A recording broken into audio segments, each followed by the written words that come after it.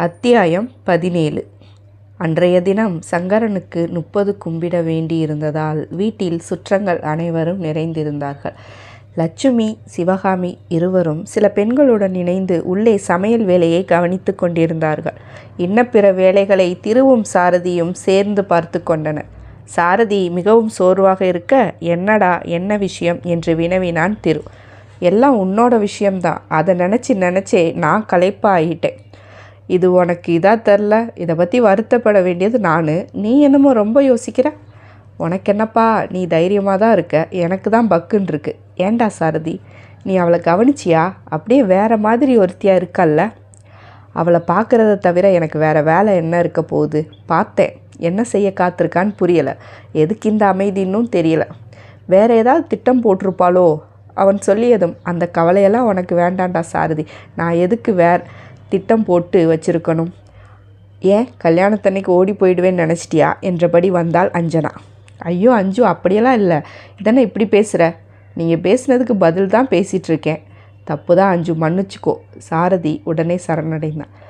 அதெல்லாம் ஒன்றும் வேண்டாம், தலைக்கு மேலே வேலை இருக்குது. நீங்கள் 2 பேரும் ஏன் இப்படி பேசிகிட்ருக்கீங்க? வேகமாக வேலையை பாருங்கள், அடுத்து கோவிலுக்கு வேற போகணும்ல.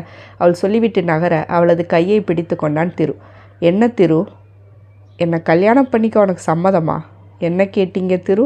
சம்மதமா என்னன்னு கேட்டேன்.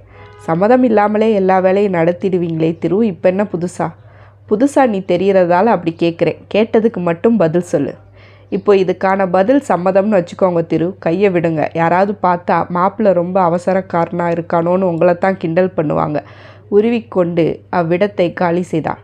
டேய், என்னடா நடக்குது? சாரதி ஆவென வாயை பிளந்தபடி கேட்க திருவுக்கும் அப்படித்தான் இருந்தது. டேய் திரு, ஒன்னத்தாண்டா. எனக்கே சந்தேகமாக இருக்குது, என் மாமன் மகளா இது இப்படி பேசிட்டு போகிறாளேன்னு. எப்படியோ பயந்துகிட்டே இருந்தோம். நீ நிம்மதியாக வேலையை பார்க்கலாம். இப்போவே கல்யாணம் முடிஞ்ச திருப்தி எனக்கு. சாரதி சொல்லிவிட்டு வேலையை பார்க்க தொடங்கினான். தனி அறைக்குள் அடைந்து கொண்டவள் தன்னை நினைத்து சிரித்து கொண்டாள். மனப்பிரழ்வு ஏற்பட்ட தொடங்கியது போன்ற நிலை அவளது. இருந்தும் சமாளித்து கொண்டிருந்தாள். தந்தையின் உடுப்புகளை வைத்து சாமி கும்பிடும் நேரம் வந்தது. அனைவரும் வந்து சங்கரனை தெய்வமாக பாவித்து சாமி கும்பிட்டு உணவு அருந்த தொடங்கினார்கள். அஞ்சு வேண்டாம் என மறுத்துவிட்டு உள்ளே சென்று படுத்து கொண்டாள். அன்று அழாததற்கெல்லாம் சேர்த்து வைத்து அழுதாள். கண்ணீர் எதற்கு வருகிறது என்று அவளுக்கே தெரியவில்லை. மன உளைச்சலில் இருந்தவளை இப்போது உறக்கம் பிடித்து கொண்டது. தலையை யாரோ வருட அந்தகா என்று தன்னையும் மீறி அழைத்து கொண்டே கண்களை அழுத்தமாக மூடிக்கொண்டாள். மூடிய விழிகளுக்குள் அந்தகன் தெரிந்தான். அவள் உதடுகள் விரிய புன்னகை செய்தாள். கொஞ்சம் கொஞ்சமாய் அந்த புன்னகை மறைந்து இதழ்கள் நடுங்க ஆரம்பித்தது. அவளது உடலும் சேர்ந்து அதனோடு நடுங்கியது. கண்கள் இமைகளுக்குள்ளேயே நர்த்தனம் ஆடியது. அந்தகா, யமா என்று அவள் நடுங்கிய உதடுகளோடு சொல்லி கொண்டாள். அவளது கைகள் காற்றில் பரவியது. அது யாரையோ தேடி தேடி கலைத்து பக்கத்தில் இருந்த மேஜையின் மீதிருந்த பொருட்களை எல்லாம் தள்ளிவிடத் தொடங்கியது. சில நொடிகளில் அவள் நடுக்கம் நின்றது. மூச்சு ஆழமாய் வெளிவந்தது. அதனோடு சீற்றமும் கலந்திருந்தது. அவளின் மாற்றங்களை எல்லாம் ஒருவன் கவனித்து கொண்டிருந்தான். அவனுக்கு அது அவ்வளவு உவப்பானதாக இருந்தது. அவன் வேறு யாருமல்ல, சாட்சாத் இந்திரனேதான். அவள் படும் பாட்டினை உற்று நோக்கி கொண்டிருந்தான். சற்று நிமிடங்களில் அவனது பார்வை அவளை ரசனையாய் பார்க்க தொடங்கியது. அழகி அஞ்சனா, நீ சாதாரண தோற்றத்தில் இருந்தாலும் நீ என்னை கவர்ந்து இழுக்கின்றாய். உனக்கு பொருத்தமான ஆள் நான் தான், இந்த இந்திரன்தான். நான் அழகன், தேவர்களுக்கே தலைவன். என்னோடு நீ சேருவதுதான் சரியாக இருக்கும். அந்த யமன் நிறத்தில் அழகில் என்னை விட மட்டம். அவனின் மீது உனக்கேன் இந்த காதல்? அது எனக்கு பிடிக்கவில்லை. அதுவும் இல்லாமல் அந்த யமன் உன்னை பார்த்ததற்கே பலி கொடுப்பது போல் பார்த்து வைத்து என்னை அவமானப்படுத்தி விட்டான். அவனை நான் பழிக்கு பழி வாங்க வேண்டும். என்னிடம் மோதினால் என்ன நடக்கும் என்று அவனுக்கு புரிய வேண்டும். இனி புரியும் என்று சொன்னவன் அறையே அதிரும் அளவிற்கு சிரிக்கத் தொடங்கினான். அந்த சிரிப்பில் இமைகளுக்குள் வேகமாய் கருமணிகள் ஓடத் தொடங்கியது. அவளிடம் இருந்து வியர்வை வழியத் தொடங்கியது. யார் அது? இதழ் அசையாமலே அவள் கேட்டுக்கொண்டிருந்தாள். அவள் முன்னே காட்சி விரிந்தது. மீண்டும் மீண்டும் சிரிப்புதான் அவ்விடம் முழுக்க எதிரொலித்ததே தவிர அவளின் கேள்விக்கு எந்தவித எதிர்வினையும் வரவில்லை. யாரு? எனக்கு பயமா இருக்கு. அந்தகா, நீ எங்கே இருக்க? சீக்கிரம் வா. அவள் உளறிக்கொட்ட, நான் தான் உன் முன்னாடியே இருக்கேனே, கண்ணில் படவில்லையோ? நானே உன் அந்தகன் என சொல்ல அவளோ கண்களை கசக்கி நன்றாக பார்க்க தொடங்கினாள். உண்மை, அவன்தான், அந்தகனேதான், ஆனால் வித்தியாசமான தோற்றத்தில். அஞ்சுவின் கண்கள் பயத்தில் விரிந்து பின் வெறுப்பில் சுருங்கியது. அவனது தோற்றம் அவளை நடுங்க செய்த அதே நேரம் தந்தையின் மரணத்தினை கண்முன் கொண்டு வந்து நிறுத்தியது. அவள் முன்னே அந்தகன் இருக்கின்றான். அவள் பார்த்து ரசித்த தோற்றத்தில் இல்லை. அவள் பார்த்து மயங்கிய கந்தர்வனாய் அவன் இல்லை. அவன் அவனாய் நின்றிருந்தான். அதாவது காலனாய் மாறி நின்றிருந்தான். ஒரு கையில் கதாயுதம், மறு கையில் பாசக்கயிறோடும் காட்சிக்கு தெரிந்தான். பாசக்கயிறு அதிலிருந்து அவள் பார்வை மேலே செல்லவில்லை.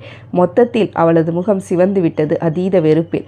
என்ன பார்க்கிறாய் அஞ்சனா? நான் தான் உன் பிரியத்திற்கு உரியவன். அந்தகன். யமன்னு சொல்லுடா, ஏமாத்துக்காரா. அந்தகனின் அர்த்தம் அதுவே அஞ்சனா. நீ அறியாது இருந்ததற்கு எனக்கு ஏமாற்றுக்காரன் பட்டமா? இது நியாயமா? நியாய அநியாயம் பற்றி நீ பேசுறியா? என்னை தவிர வேறு எவருக்கும் அதை பேசுவதற்கான தகுதி இல்லை அஞ்சனா. நீ என் ஐயாவோட சாவுக்கு காரணமானவன். அவர் ஆயுள் முடிந்து விட்டது, கவர்ந்து சென்றேன். இதில் என் தவறு என்ன இருக்கிறது? இதற்காக என்னை வெறுக்கக்கூடாது அஞ்சனா. நான் ஏற்கனவே சொன்னது தான். நீ யமனா இருந்தா உனக்கு என்னோட வழியை விட அதிக வழியை காட்டுவேன். உன்னால் என்னை ஒன்றும் செய்ய இயலாது அஞ்சனா. நீ என் வசம் இல்லை. நான் உனக்கு சொந்தமானவ இல்லை. எனக்கு உன்னை பார்க்கவே பிடிக்கல. இங்கிருந்து போயிடு, போ. அருகில் இருந்த பொருட்களை எல்லாம் அவனின் மீது எரிந்த வண்ணம் பேச்சினை தொடர்ந்தாள். என்ன சொன்னாய்? போய்விடவா? எங்கே செல்ல சொல்கிறாய்? வா, சேர்ந்தே செல்வோம். ஐயோ அம்மா, யமன் என்னை கூட்டிகிட்டு போக பார்க்குறான். என்னை விடு, நான் வரமாட்டேன், காப்பாற்றுங்க என்று அவள் கத்தியபடி போராட அவளது கரங்களின் மீது பாசக்கயிற்றினை வீசினான் அவன். இருக்க பிடித்து கொண்ட பாசக்கயிற்றின் அழுத்தத்தால் ஏற்பட்ட வலி தாளாமல் அவள் அழத் தொடங்க, நீ எனக்கு வழி தருவாயா? நான் யமன் அஞ்சனா, மரணத்தின் தேவன். யாம் நினைத்தால் அனைத்து உயிர்களும் அழிந்துவிடும். அழித்தல் தொழிலுக்கான கடவுள் ஈசன் எனக்கு கொடுத்த அதிகாரம் இது. ஆணவம் தெரித்தது அவனது பேச்சு. என்னை விடு. எதற்காக விட வேண்டும்? உன்னை எனக்கு பிடித்திருக்கிறது. நீ என்னுடன் தான் இருக்க வேண்டும். எனக்கு பிடிக்கல. என் மீது உனக்கும் மையல் உண்டு என நான் அறிவேன். நான் மையல் கொண்டது அந்தகன் பேரில். எனில் இவனையும் பிடிக்கும் அஞ்சனா. ஐயாவோட உயிரை எடுத்த உன்னை எனக்கு பிடிக்கல. அதன் கடமை. விளக்கம் ஏதும் நான் கேட்கல. தயவு செஞ்சு என்னை விட்டுட்டு போயிடு. கை கூப்பியவளை பாசக்கயிற்றோடு சேர்த்து இழுத்து தன் மார்போடு அணைத்து கொண்டான் யமன். திமிரி அவளை அடக்கி அவன் காதோரத்தில் இதழ் பதிக்க செல்ல அவள் மேனி அருவருப்பில் நெளிந்தது. அன்று உணர்ந்த ஸ்பரிசம் அல்ல இது. காதல் மேலிட தொட்டால் அதொரு புனிதம். இதுவோ காமம் மேலிட அணைப்பவனின் தொடுகையாய் இருந்து தொலைத்ததில் தேகம் அருவருப்பில் தானே சுருங்கியது. எங்கிருந்து அவளுக்கு வேகம் வந்ததோ அவனை தள்ளிவிட்டு விலகி நின்றாள். அவன் இடையே பாசக்கயிறு. ஆங்கார காளி போல் கேசம் கலைந்து கிடந்தவள் கோபத்திலும் அவளைப் போல் இருந்து தொலைந்தாள். என்னை தொடுற வேலையெல்லாம் வேண்டாம். யாருடா நீ? உனக்கு என்ன உரிமை இருக்கு என் மேலே? என்னை தொட உனக்கு எந்தவித தகுதியும் இல்லை. பொய் சொல்லி ஏமாத்திட்டல. நீ விலகி போயிடு. போகவில்லை என்றால் நான் எங்கள் ஐயா போன இடத்துக்கே போயிடுவேன். என் அனுமதி இல்லாமல் உன்னை மரணம் நெருங்காத அஞ்சனா. எதிரே நிற்பவன் வல்லமை பொருந்தியவன். ஈசனால் காலன் எனும் அந்தஸ்து பெற்றவன். அவனை பூலோகத்தில் வாழும் சின்னஞ்சிறு பெண் எவ்வாறு எதிர்த்து நிற்க முடியும்? அவளுக்கு நிதர்சனம் புரிந்தது. புத்தி தெளிந்தது போல் தெரிகிறது அஞ்சனா. மிகுந்த மகிழ்ச்சி. நாம் மனம் செய்து கொள்ளலாம். நான் முடியாதுன்னு சொன்னா? உன்னை மனம் புரிய நினைப்பவனும் உன் பாங்கனும் இன்னும் சற்று நேரத்தில் யமலோகத்தில் இருப்பார்கள். இப்போதே பார். அவளது கையை இறுக்கிய பாசக்கயிறு தன் பிடியை தளர்த்திட அது திருவையும் சாரதியையும் நோக்கி பறக்கத் தொடங்க, ஐயோ சாரதி, திரு என்றவாறு எழுந்து அமர்ந்தாள் அவள். காதல் ஆசை யாரை விட்டது? அத்தியாயம் 17 நிறைவு பெற்றது. அடுத்த அத்தியாயம் விரைவில். நன்றி.